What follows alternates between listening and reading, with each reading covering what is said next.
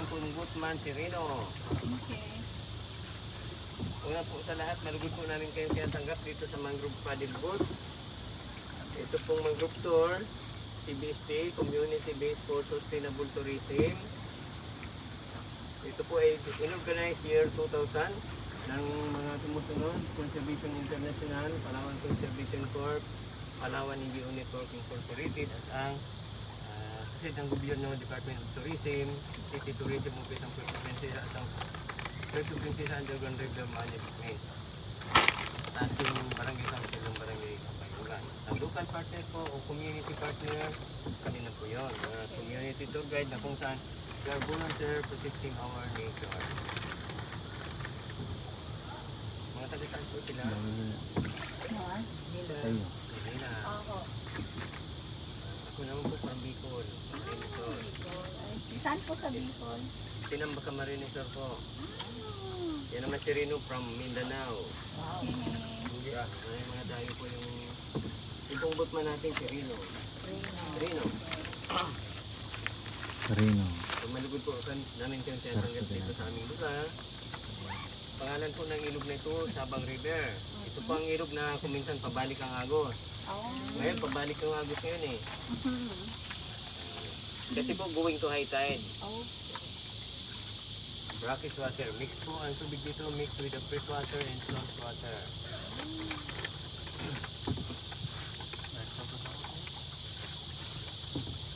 Ang galing na kanyang...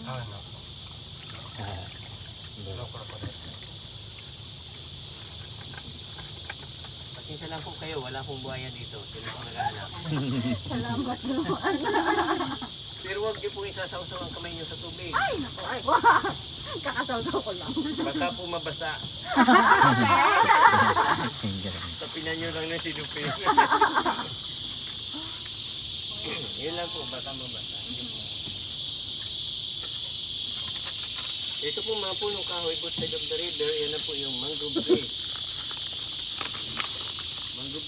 Mangrove trees, local name, Bakawan. Sa buong Pilipinas, mayroon po. Ayun, butterfly, sa ulan to. Kita niyo po yung butterfly na yun? Doon na. Oh, Kita niyo po yun? ako. Yan po yung Tuana bronchiana. Ang kulay niya black. Black butterfly, tapos may giring-giting siya na green sa baba. Endemic in Palawan. Saan siya? Endemic in Palawan. Karamihan pong butterfly natin sa Pilipinas, sa buong Pilipinas, at meron sa Malaysia.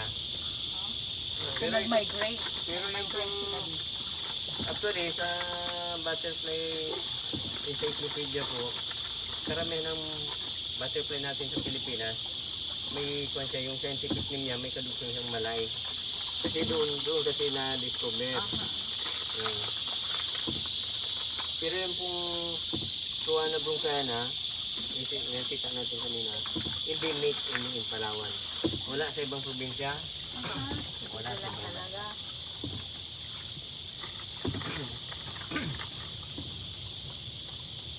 bird wings po yun. Kasi yung pinakamaliit na ibon, kasing laki ng yung pakpak niya, kasi lapad ng pinakamaliit na ibon. Kaya ang tawag doon bird wings. Sino pong mahilig sa butterfly? Wala yata. Parang di lang.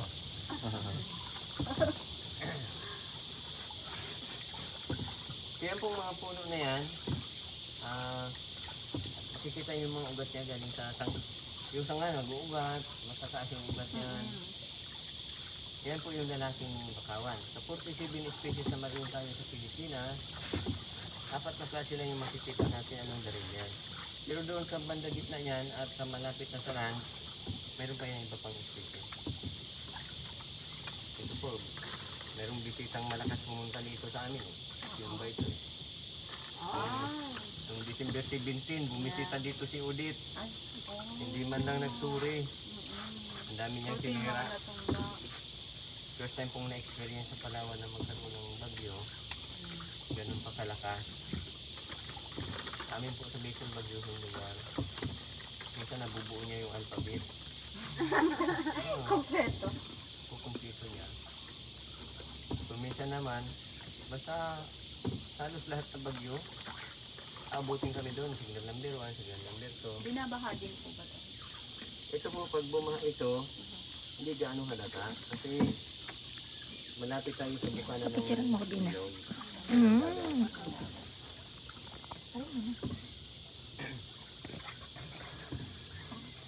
So makikita po natin, identify lang muna natin, 4 na klase na kasi nakikita natin.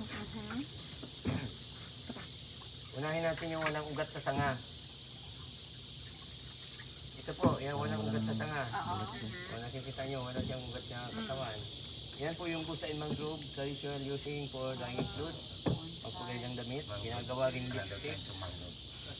Yan po, walang ugat sa... Samantalang ito maraming ugat, di ba? Busain. Ano daw po maraming? Ito rin naman po, marami rin ugat pero malalapad ang dahon. There are no No. Ayaw nga, no? Ang pagkakaiba. So ito po ang tawag dito, babaeng bakawan. Kasi malalapad ang dahon. Pero hindi pala yun ang dahilan. Ito naman po yung lalaking bakawan. Ito po ang dahilan bakit tinawag yung babaeng bakawan. Kasi ito po yung pinaka matigas. No. Yan. Dahil yan pinakamatigas, tawag sa kanya lalaki, at yung kahawig niya, hawig na hawig, pero malalapad ang dahon. Babae. Ganyan naman tayo mga Pinoy. Ang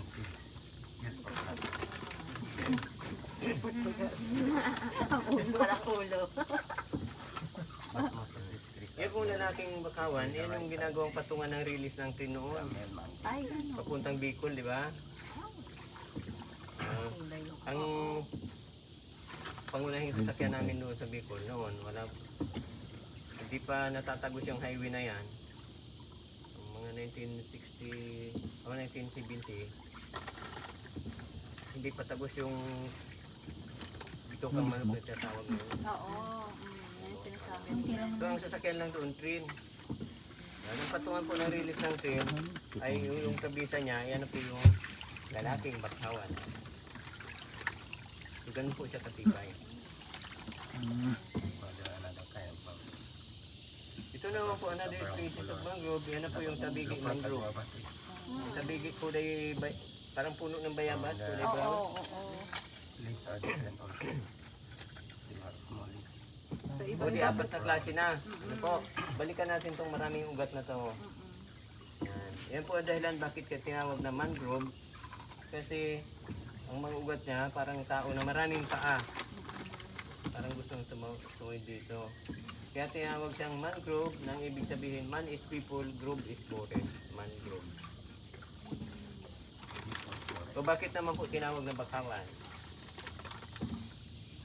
Lokal din po bakawan. Kasi po plural. Pag singular daw, bakhaw. Marami ang hindi ma-agree dyan eh. Kasi gusto ng iba, pag bakawan, dapat daw singular. Kasi mayroon na kaagaduhan.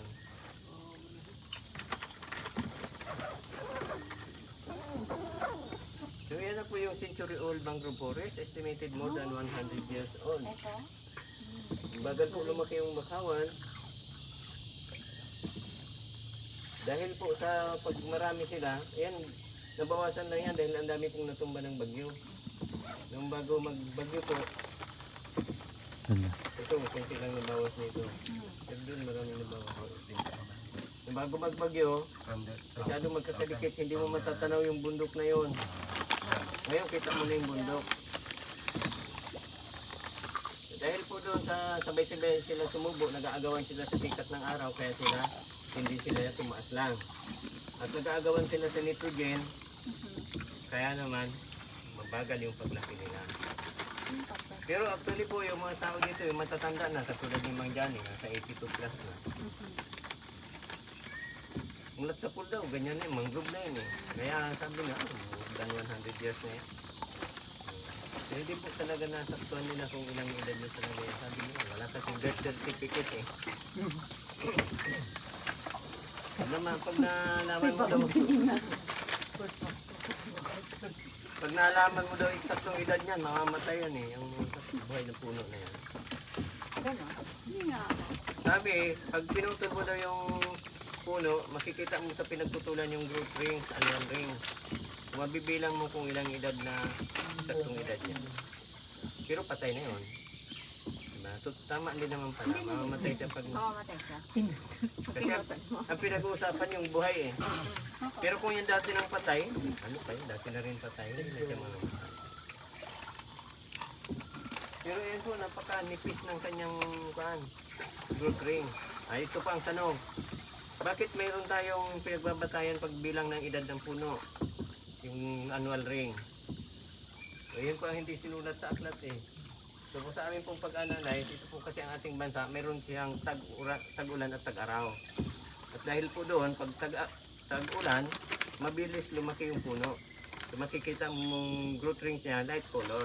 Samantalang pag tag-init naman, mabagal siya lumaki pero dark color naman. Manipis lang yung growth rings niya. Pero halos di nga mapansin eh. Basta nakikita mo lang yung nagkakaroon ng pagitan na layer yung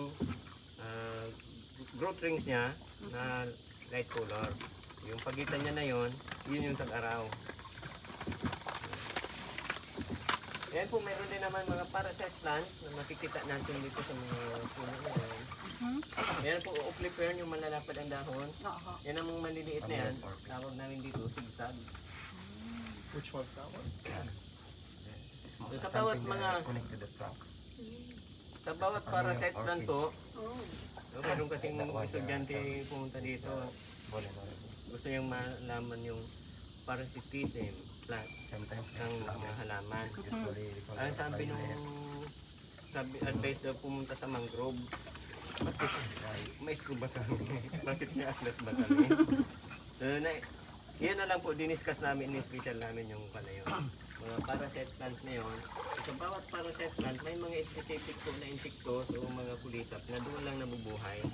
Na ibig sabihin, pag pinutol mo ang isang puno, hindi mo na malaya na may mga halaman doon na nakakapit.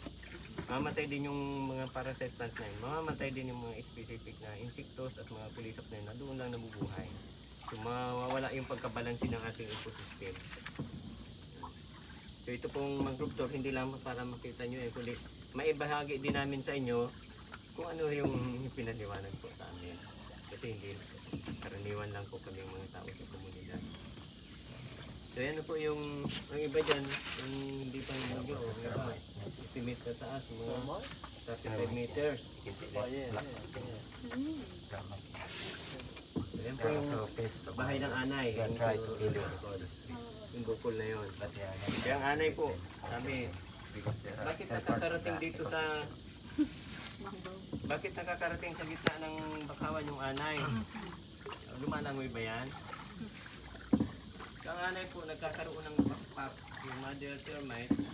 Pag mga buwan ng Hunyo, lilipad yung mga young female termite. Hindi pa sila mother niyan kasi young pa sila, bata pa sila.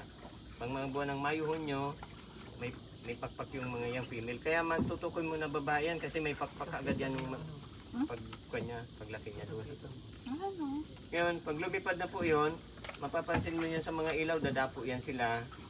Pero dito wala namang ilaw. Kung saan sila mapunta, sa magdamag na yan, kung saan sila abutan ng umaga, matatanggal na yung pakpak nila pag umaga. Tapos pag natanggal po yung pakpak ng mga young female termite na yun, hindi na sila makakaalis yung sa puno na yun. Ayaw na. Tapos doon na sila dadami. ninirahan. Opo. So yan pong termite kasi, hindi naman, wala naman pong lalaking termite yung anay. Kasi, di ba dalawang klase yung napuproduce yung anak? Yung isang mga sundalo, yung may mga mahahabang ngipin, matipit. Samantalang yung iba naman, mga worker. Kaya sila kumukuha ng mga kahoy para ipunin nila at magpatubo ng mushroom. Yun ang kinakain ng mga baby na termite. Kaya nasabi ko kung walang lalaking anay kasi puro anay lang.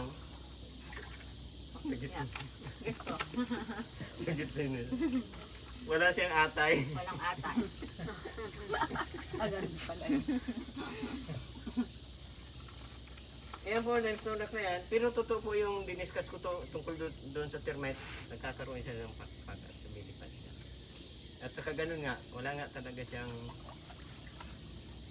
lalaki. Dahil ang mother termite po, halos lumalaking gadaliri. Gaano pa? Wala naman lalaki na kasing laki niya. Sige lang po siyang produce ng itlog every 3 seconds. Ang itlog ng alay. Ay, wow. Yan po yung limestone rock na yan. Ay, limestone rock mountain. Yan nesting area of the swallow bird. Swallow bird, yung pong ginagawa nilang nido top. Walang may sunod na imo ito. Po. Yung nasa ano, oo. Dahon lang yan po ito sir. Ay, nagulat ako. 20 minutes na lang ito gawin. At totoo ko itong gawin. Hindi pintintitik pa. Ilang edad na ito. Pero baka naman pwedeng arborist. Meron ako doon. Mayroon akong binibinta doon.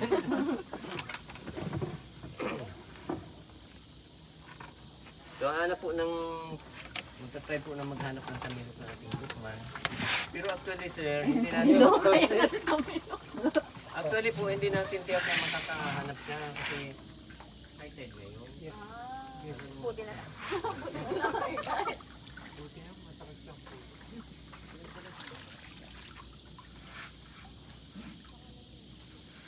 Ang Magkaberya po, nesting area din, pandit ito, very nesting area. Pero early morning, bakit ang gumag yun? Wala nang pag-pandemic, kaya hindi po namin kaya